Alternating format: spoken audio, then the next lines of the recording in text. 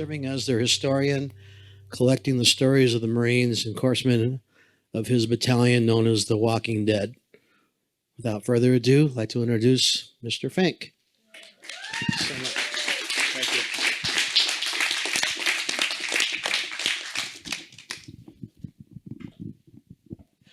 you. Okay, I'm in the process of writing a book, and I think I have to be careful of that speaker because it might get a little feedback. But the three wars of, I was going to say Walking Dead Corpsman, I think that's going to be shortened. But basically the three wars are heavy duty combat, heavy duty PTSD, and almost going to the pearly gates from cancer from Agent Orange. Unfortunately, I had a doctor that was local here in Temecula. I won't give you his name, but he kept saying all I had was viral bronchitis, and he kept giving me antibiotics, and that was a mistake, but I'll speak more about that. So basically, this is me in New York City. I was starting my training in the Bronx. The beginning of combat is what I said. Actually, the Bronx back then was pretty safe. Now, if you go, they tell me you shouldn't even stop your car if you get a flat tire. Just keep going. It's not exactly as safe as it used to be. This is Charlene and I. Actually, before we got married, we got married. I guess I must have been given a draft notice because I think we were married like a month later, if I'm not mistaken. But anyway, I went through boot camp at San Diego, and I went after that to Hospital Corpsman School, and that was just 15 weeks in Balboa Navy Hospital area, and I had training, and I had actually had a pretty good start in getting training, and then the first thing I did was get assigned to the Navy Hospital in San Diego. That was pretty cool. I was on the dirty surgery ward, and we were treating World War II guys, Korean War, and Vietnam veterans. And the thing with dirty surgery was kind of like if a guy would get a splinter, and you know how guys are, they don't take care of themselves. Well, then they would get an infection or something and lose their whole arm. So part of the process was helping guys that had made bad decisions at some point. Excuse me. So I'm going to give myself just a little bit of a warning here.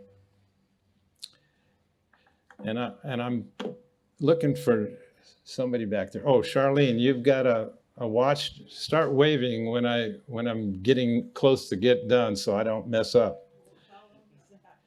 On the next picture, this is a picture of the hospital ship that I was on, and the waves were crashing over it, and I got so seasick, and guys were jumping overboard for other people. No, actually, it was tied up at the dock, and it didn't have a motor. It was at Long Beach, but it was the hospital ship Haven, and I thought I would make a good story, but then I thought, well, I better leave that part about the ship. This is a picture after the Haven. I got orders for the Fleet Marines, so I went to Camp Pendleton. Went through, I think it was like 10 weeks of training there.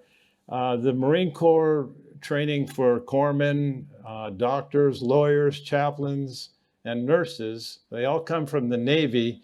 You get a Marine Corps uniform. You don't get as much training, quite a bit less training, and you also don't get the best uniform, the dress blues. So you do have the other uniforms, but you're called a Fleet Marine. And during that course of the Fleet Marines, they kept telling me, when you go to Vietnam, whatever you do, don't get 1-9.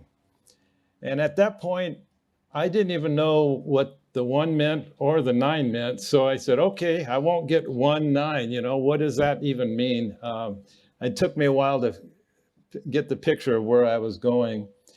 After Fleet Marine training, they call us devil dogs. And that's me with Charlene, I guess just before I left for San Francisco. Once I got to Vietnam, I noticed that it's very hot and humid and miserable. And I learned that for the whole year. It just never, you were too cold in the winter and too hot in the summer, and it rained for months and months. One day in Vietnam, you get more rain than we get here all year. So it was kind of a wet situation. This shows the kind of pack that the Marines would wear. I didn't have that much stuff compared to that. I had occasionally would carry a mortar or something for somebody else, but I had my medical kit, and basically it was the grunts. They're called grunts, and I think it's because when you put that pack on, it's kind of a grunt thing happens. The Marines will probably confirm this. By the way, the president of the 1-9 Association is sitting here in the third row. I'm glad he came down from up north, but we're on the board of directors of the organization that plans the reunions. This is just an example. This is not our guys necessarily. I don't know who exactly, but it was just a type of thing, crossing a river. I remember one time crossing a river and coming up on the other side, everybody was removing leeches, and I'm helping other guys remove their leeches, and they decided to help me. I had one hanging from my chin. I didn't even know it. It was about that long, about the size of my middle finger. But the leech would just hang on to you, starting out as a little worm, and then they just filled up with blood. It's pretty cool. So basically, the first number of months, I was out in the bush, is what they call it. And that's where whatever elements are there, you're going through sweeps through rice paddies and jungles and whatever. When I put this slide in, because I found a picture of this area called the Street Without Joy. And you can see the left part is like sand dunes. And I remember we got ambushed, and we were pinned down. One of the guys got wounded. I was working on the wounded guy. And then they yelled out, "Fire at will." That meant everybody was supposed to fire to the enemy. You could see them in the tree lines. And so I picked up his M16 and fired. I don't think I hit anything, but it's effective to just get a lot of firepower back. They had another policy that was called rock and roll. And that's if you're in an open area and there's a sniper and you're pinned down, rather than let the sniper kill you one after another, they yell out rock and roll, and everybody puts it on full automatic and screams right towards wherever you're firing. And that's something about Marines that's not normal. I don't know if you realize that, but going towards the fire is not built into you. Your natural tendency is to go away, but Marines are trained to go forward, and it's an amazing thing. I learned about them, and I've tried to keep that mentality. Whenever I'm going through something, don't back off, don't chicken out, just go forward. Anyway, I got one of the guys in my company, the radio man. When I got promoted to senior corpsman, this guy, Corporal Olson, it was always the captain, the radio man, and me were up in front. And sometimes he would even go point, which I didn't appreciate when he did that. But he told me, he said, "Doc, do what I do." So basically, don't do dumb things like go between two bushes. There's little wires, there's punji pits. There's one that's called a bouncing Betty, and you step on it and it bounces up and blows you in half.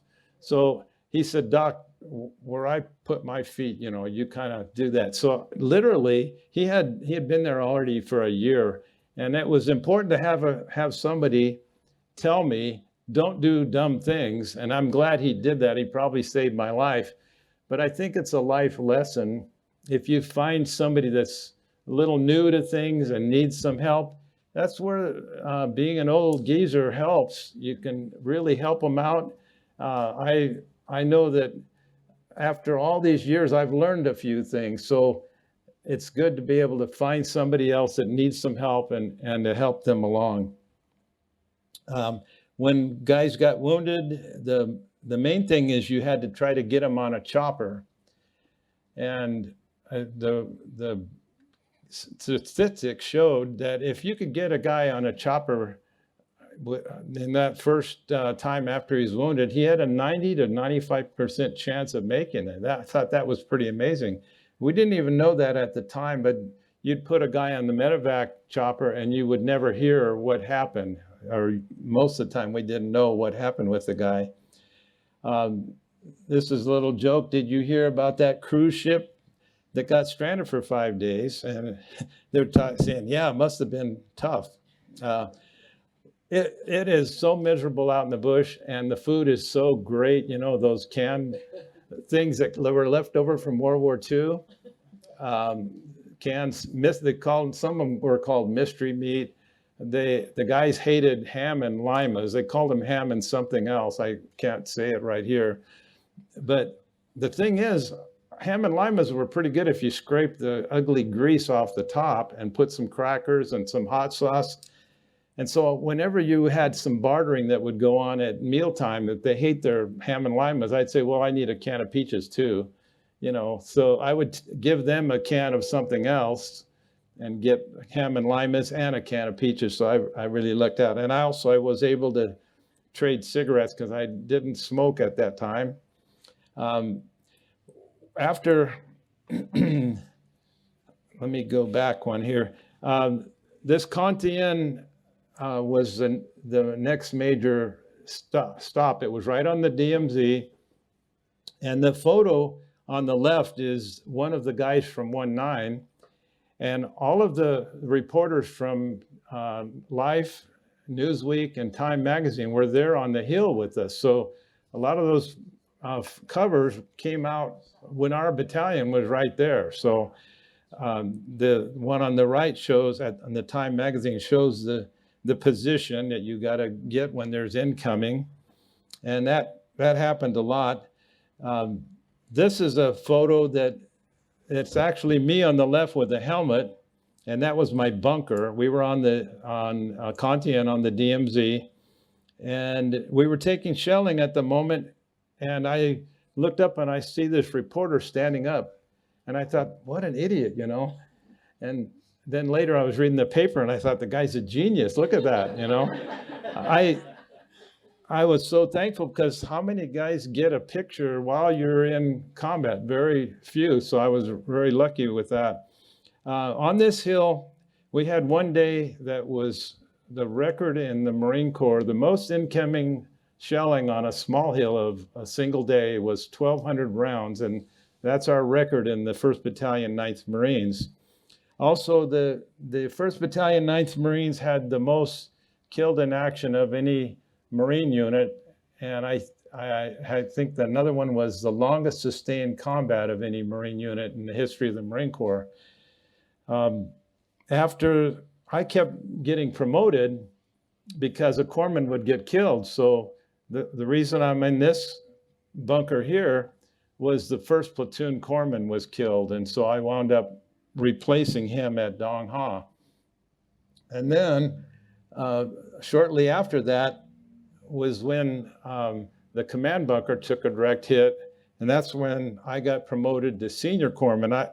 I basically, this is just showing some of the pictures. The one on the right is actually a picture at Khe Sanh, one of the magazines, but this is a picture that was in Life magazine with that cover of the 19 guy. And I was in this bunker working on the senior corpsman. And another Marine, Ray Linebaugh, was in there with me. He was working on the company commander. So they took a direct hit. And the first thing that happened, I heard the call, corpsman up. And so I went running up, and I started to put a battle dressing on one guy's arm. But I started putting the battle dressing. He was sitting there with his eyes open, but he was already dead. His back of his head was gone. And I don't know, there's no children here. Anyway, the bottom line is, that was the first time I worked on wounded, but he was already gone. So then I went around the corner into the bunker, and I worked on Smitty, the senior corpsman, and also with the captain. He was Captain Ryan. Smitty died about 8 hours later. He was medevaced, and Captain Ryan he died about 8 days later.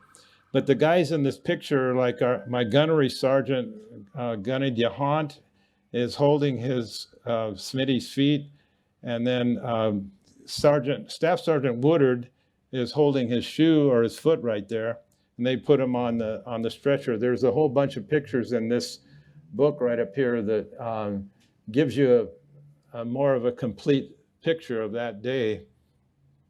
So then after Con Thien, we basically, I think one of the things about Con Thien, they had an average of 200 to 300 rounds a day. We were there 47 days. I don't know that our time there at this period was as heavy as some of the days, but some days it'd be quiet. Another day you'd get 100 rounds of incoming. Anyway, this picture shows 2 mail bags. Well, after Con Thien, they hadn't been sending our mail up to us. And I wound up getting, for the whole company, there was 2 mail bags. One of them was for me. And I only had 40 minutes to go get rid of it all and go back out in the bush. So I'm sitting there opening packages and giving stuff away. My sister probably packaged some of those. She's right up here. I kept the sardines and the hot sauce and letters and stuff like that. But I had so many friends that day. They were just, you know, the loyalty you get when you have a package full of stuff. At Camp Evans, we got a little bit of a break. That was my Christmas tree. And I think it was actually pretty restful compared to some of the other times. But then on January 22nd, we got sent to Khe Sanh.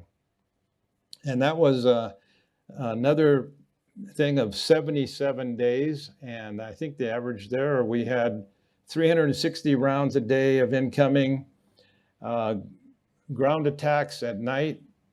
And it was real interesting because we would listen to the radio, and Hanoi Hannah would get on the radio, and that was the only radio station we had. And she would play rock and roll music, and then she would talk to us. And she knew us by our battalion name, and she knew the battalion commander. She would say, tonight, you know, Colonel Mitchell, we're going to hit you and your east side at 2 a.m. Be ready, boys. And sure enough, they would do a probe. They were trying all these spots along the perimeter to see which one had the least amount of tracer rounds and coverage. And the enemy was digging in because the B-52s were pounding them. They were in the mountains surrounding us and some of the hills. And the 26th Marine Regiment had most of the hills. 1-9 had 2 or 3 of them.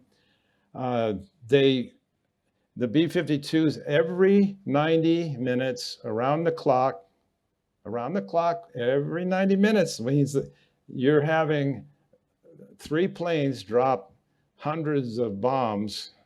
So if you notice, I'm still a little jumpy. It doesn't go away. I think the B-52s are one of the major things that kept us from being overrun. So anyway, the enemy kept moving closer and closer, and then they started digging tunnels, and they were trying to come up inside the lines. And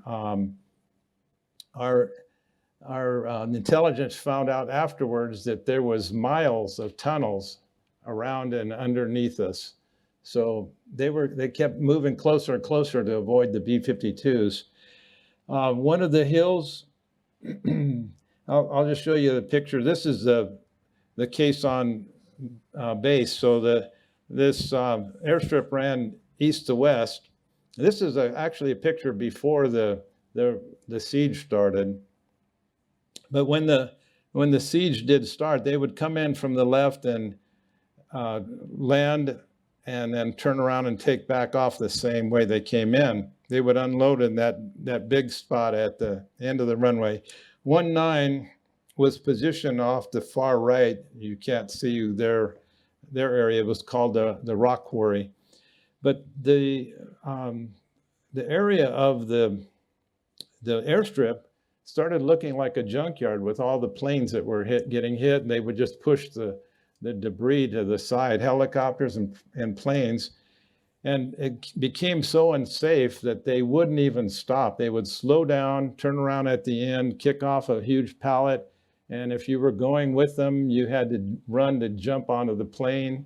And there's an amazing pucker factor when the enemy is trying to hit behind the plane. You're looking at out the door. It's all big open door. You're sitting there, and then these mortar rounds are trying to hit the plane. I don't need to explain pucker factor, do I? Okay, I just wondered. Yeah, so one plane got hit. It was like 50-something Marines were killed in a plane that was trying to land. And eventually they had to stop landing that way. I did go out one time to go on R&R. And so I had to do that run, but that was the worst area of the place to be because they would always try to hit a plane. That was guaranteed.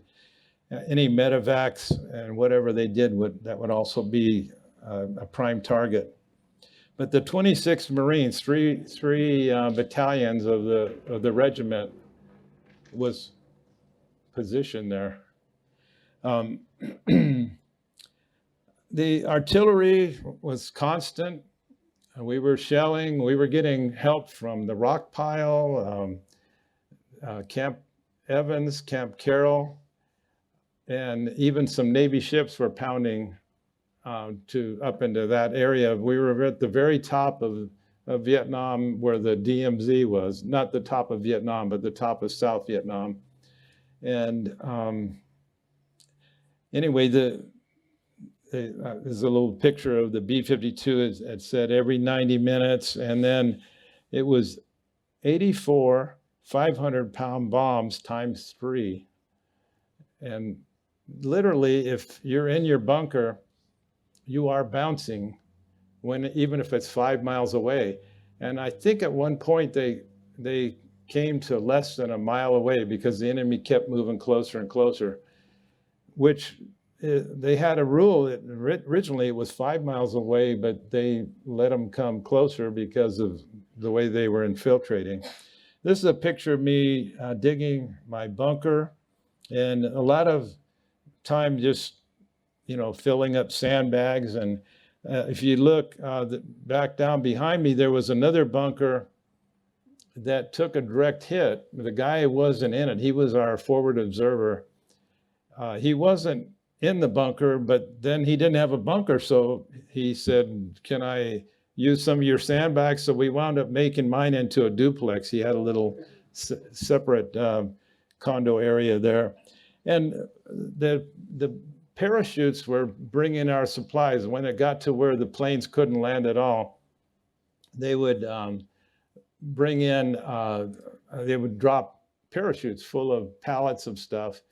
One time, a pallet hit a guy and he was killed by the pallet. Another time I was standing there and I saw this floating parachute and it landed on a hill up by the BAS, and I thought, oh boy. I grabbed my kit because what happens sometimes, Marines, they're mostly really smart guys, but sometimes they don't do the things they're supposed to. So when the pallet of oranges dropped and all this big pile of oranges was there, guess what they did? They came out of their bunkers to get oranges. So I'm not demeaning Marines. Corpsmen had to be there to help Marines. That was part of our duty. Like, you know, put on your helmet, put on your flak jacket, take off your shoes, air out your feet. I had one guy, his shoes were left on too long, and then when he took his sock off, all the skin came off. And I had to medevac him. One of the things that happened, I mentioned back at Con Thien, was that they brought a meal to us on the Marine Corps birthday, and they had it sitting on the tarmac when the helicopter came, and they were waiting for the general. So they gave us clean uniforms, and then we waited for the general. When he came, he shook hands, and they took some pictures, and we got to eat. And as soon as he left, the guys that had brought the meal out with all the cake and everything packed everything up and said, we'll have it for you when you get back. Basically, they took back the clean uniforms, and the problem was that stuff sat on the tarmac too long, and it was a shrimp, I think, that did it, but it did the whole company in. Everybody was getting sick. I had to medevac a couple guys with high fever, and I had to take care of my company commander. He was sick, and then I got sick. So it was not a great happy birthday. This was just where the guys were waiting to get onto a plane there at Khe Sanh. And then the Hill 64 was the first platoon of Alpha Company where I had been assigned to. That picture of me with the helmet, that was Alpha, first platoon. They got moved up to this Hill 64, which is, I think it was like maybe 500 yards out. And it was a real small hill. And the reason they call it 64, there was only 64 guys there.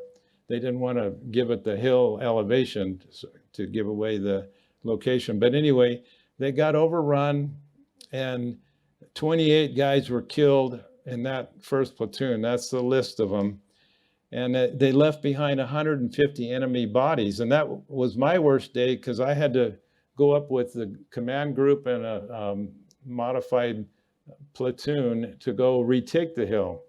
And so as soon as I got into the trench line, I was working on wounded and went around to different bunkers, and the enemy had infiltrated into the bunker. So there was hand-to-hand combat and everything.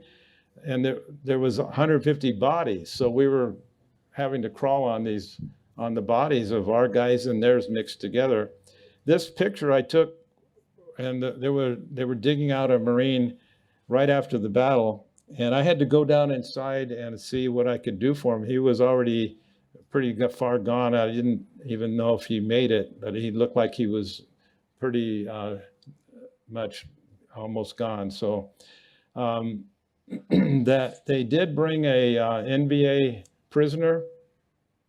I had to work on him, and that was the only prisoner that we got out of that whole group. But anyway, the real life Walking Dead. Oh, I put piss tube. I don't know if my grandkids would mind if I say that, but what a piss tube is, in case you're wondering, it's just a place to urinate. They just got a shell, a casing of artillery, and would dig it into the ground.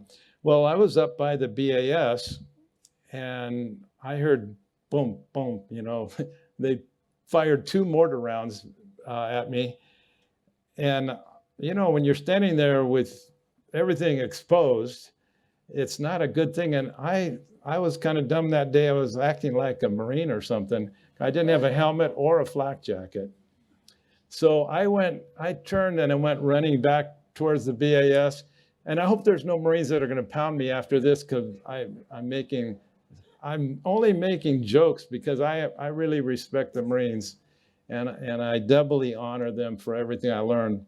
But anyway, I got 3 little tiny pieces of shrapnel in the back of my head from those mortar rounds, and the doctor tried to dig them out, and it wasn't even enough of a size that they could get out. So I don't set off alarms at the airport or anything like that. there's guys that do set off alarms. They still have shrapnel in them. Many guys suffered. I sailed through. I'm still alive, and so many guys. I think the Battle of Khe Sanh was like 240 something men that were killed in that battle. The 1-9 probably had slightly more than that killed during their time at Vietnam. Anyway, the corpsmen, when the corpsmen would work on the wounded, we would pull shrapnel out and stick our finger in to see how far it goes. Because if you go first knuckle, no Purple Heart. If you go all the way, yeah, you can get a Purple Heart. Because guys were getting too many hearts, and if you get 3 Purple Hearts, you get to go home. So they were real stingy with Purple Hearts. But our battalion is so riddled with holes. One time they had at a reunion, they said all the guys with, there was 200 guys there, all the guys with Purple Hearts stand up. And I think it was like 60, I don't know, there's 200 guys. It was all but about 9 guys that didn't have Purple Hearts. So Henry Castaneda, he told me he got a Purple Heart, and the guy came to his mother's house to inform her about the heart. And he said, I regret to inform you that, and said it that way. And he wasn't that badly wounded. And his mother almost croaked just from the information, you know. So he told the guys, don't give me any more Purple Hearts, you know, don't tell my parents. But anyway, the next thing was I had to go to R&R. And imagine going to Hawaii, it's so relaxing, you know, hula girls and music, beautiful waves crashing. And you just got out of Khe Sanh after Con Thien and Khe Sanh and the bush and all that. I'm trying to relax in Hawaii. Well, it doesn't work that easily. You hear a noise, and I actually would pull Charlene down into the gutter with me if you heard a car backfire or something. Even later, when I can remember when I got home, I would hear a noise. One time I'm driving with a friend of mine, and I'm the driver, and I jumped under the steering wheel. So that shows you you're a little bit cuckoo after that kind of stuff. Okay, can you give me a time? Did somebody, how am I doing on? You're doing great. Okay, well, let me keep going until you yell. I have a slide here that I say we have the hero gene, because I believe that essentially God has put in everybody to be a hero. And you see it in little kids. They all want to wear a cape. And, you know, when I was a kid, you know, we had Popeye the Sailor Man. All he had to do was eat some spinach, and he could pound Bruno or whatever that was 3 times bigger than him. Clint Eastwood, go ahead, make my day. But there's a guy, James Stodgner, and he's getting a Navy Cross put on him. He brought a knife to a gunfight. Well, what happened was he's a 1-9 guy that they got ambushed, and he basically was firing at him, and his weapon got hit and broke his nose and his finger or something. And basically he hears his friend yelling, because what the wounded guys that were in the dark, the enemy was going up and stabbing them to make them make noise so they would get somebody else to come. So he wound up heading towards his friend that was there, and he wound up with his K-bar, his knife, killed 3 guys, and then 2 more, and I think it was like 5 or 6 guys that he killed with his knife, and picked up the guy. And this shows a picture of him, that his friend that he picked up, Elijah, and carried him back to safety. And they're considering him, just a couple of years ago, they got the Navy Cross, and now they're thinking of upgrading it to a Medal of Honor.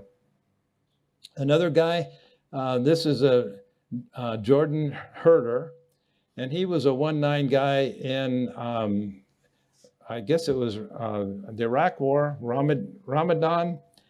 And General Kelly, who was the commandant of the Marine Corps, went to investigate. And one of the witnesses that he said added, "In the name of God, no sane man would have stood there and done what they did. They saved us all."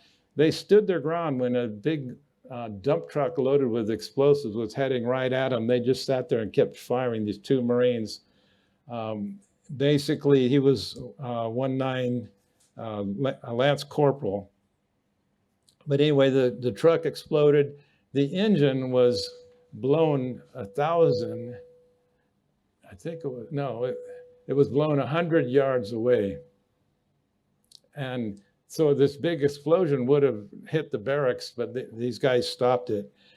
So one of the things he said about them is that Marines are not normal. And I learned that, and I put this slide in: surround yourself with those on the same mission as you. That's like the Temecula Historical Society, right? This is a picture, just some of the Vietnam War movies.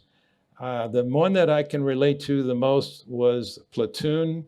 Had the most of our terrain that we were in and the different battles, but they're all really good. It's a picture of the wall, and as you know, 58,000 plus names are on there.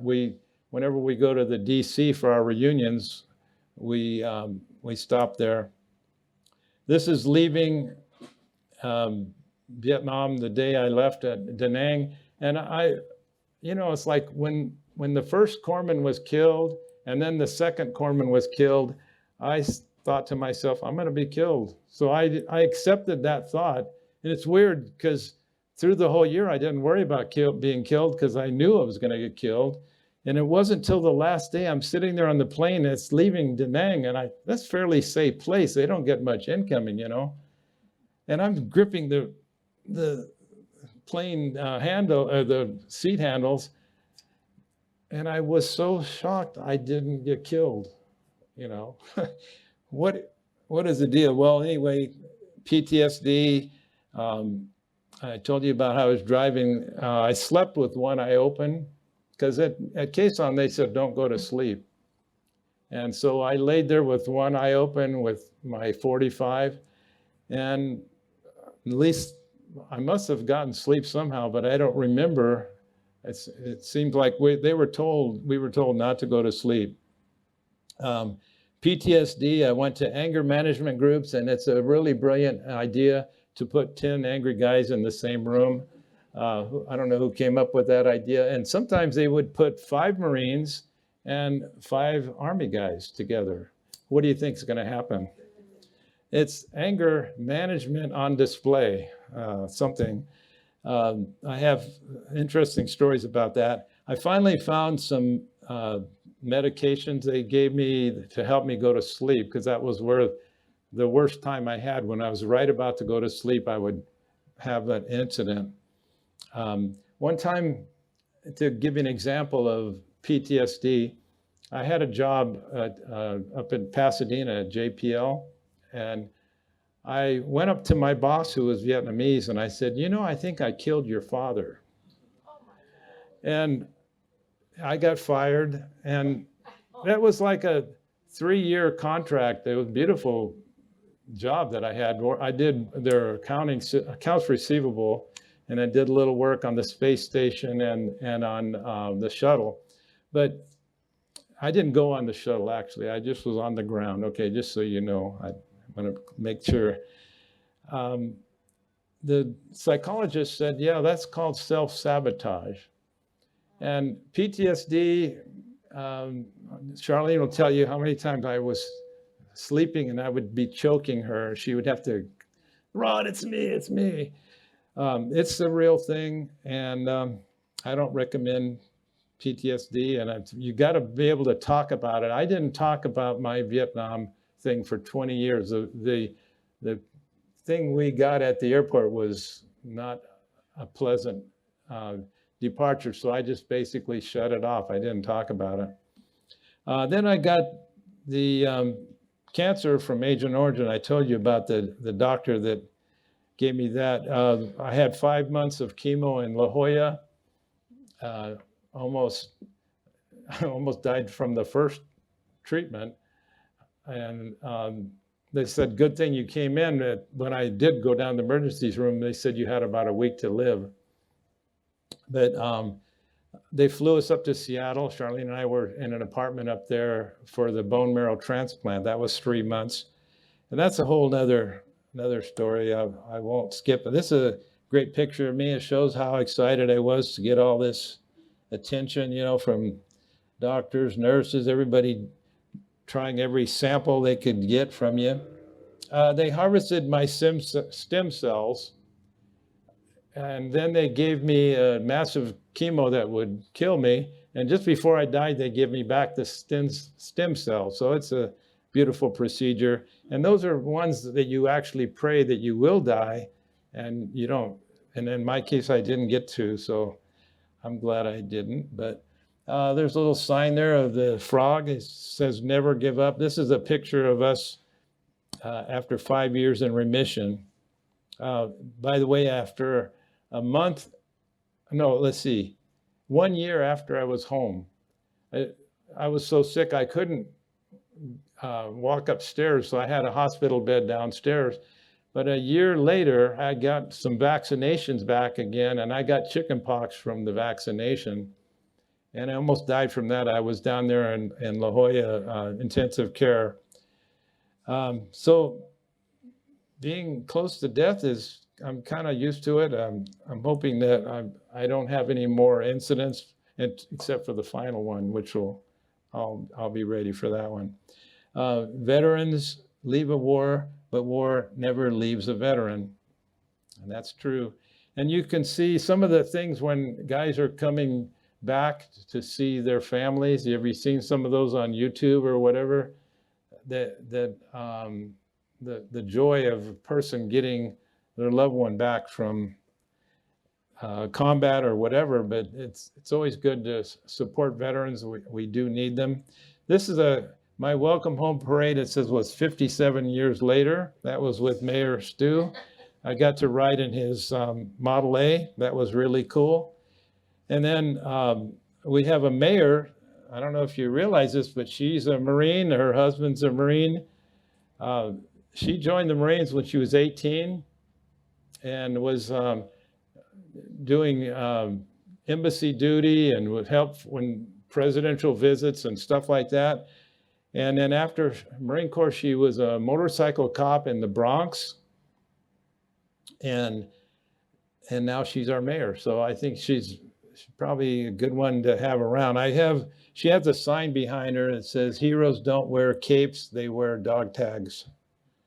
This is a reunion of our guys, one of them that we had in Reno. And one of the guys the first guy I met from my battalion was 1982. And I have a book up here. It's the directory of all the names on the wall. And he was turning the pages. It was on a podium. And he had a tattoo on his top of his hand. It said Khe Sanh. And I said, were you at Khe Sanh? And he goes, yeah. Really? What battalion? Oh, 19? Really? What company? Alpha? Really? Where was your bunker?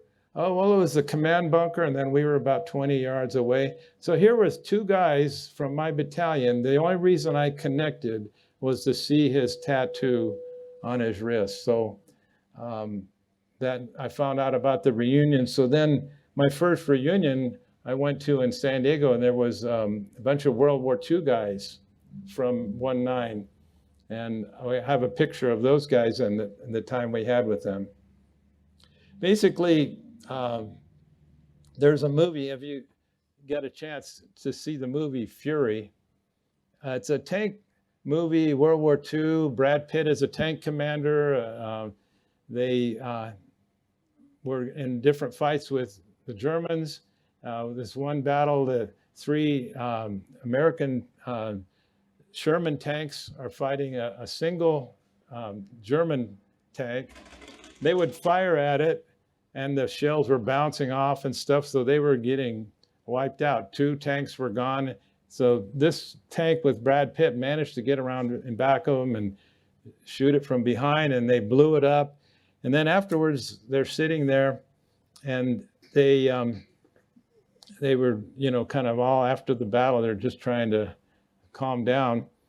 And one of the guys quotes a scripture. He says, "And the Lord said, whom shall I send? Whom will go for us?" And then Brad Pitt said, "Isaiah, whatever." He knew the scripture, and they all laughed because here's this rough guy, knew the scripture. And then he got a bottle of whiskey out and took a big drink, and they pass it around. And then Brad said, "Best job I've ever had." And they all said, "Yes, best job I ever had." So thank you. That was the best job I ever had. I wasn't kidding. Thank you, guys.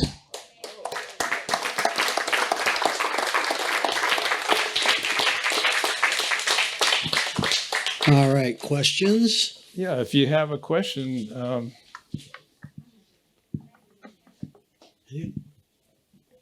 Anybody have a question? All right.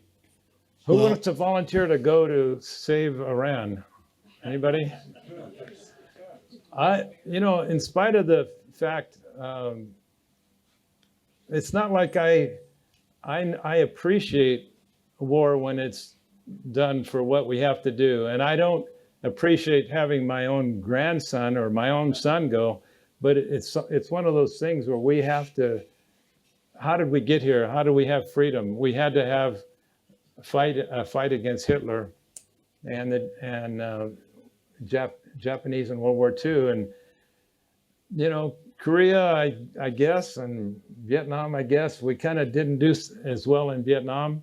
But all these different battles, we're having veterans that are risking their lives, and so I guess it's important for us. And I know that you guys are all in support of veterans, and so anyway, I think it's something that I'm still learning about. I'm very happy to be here. If you have time, come up and look at some of the pictures I put up, all those posters and some of the books and stuff. So, Well, I'll say my sincere admiration for you and everybody else in this room here that went through this. Pretty incredible. I have a feeling you got a lot more to share. We would love to have you back. well, I actually am writing a book. I'm almost done. So when I get that done, I'll let you know, and I'll try to sell you a bunch of books. Bet you do a pretty good job of that.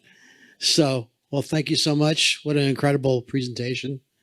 I think everybody here appreciates that. And once again, this is our fourth Monday presentation every month.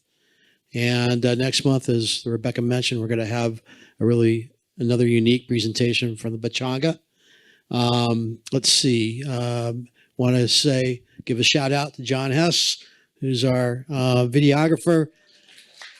If you can't make one of these presentations, they're streamed online on our Facebook page and hopefully soon to be on our website too. So thank you, John, for that as always. And love to have you all back again. Thank you for being here this evening and appreciate it very much. Have a good night.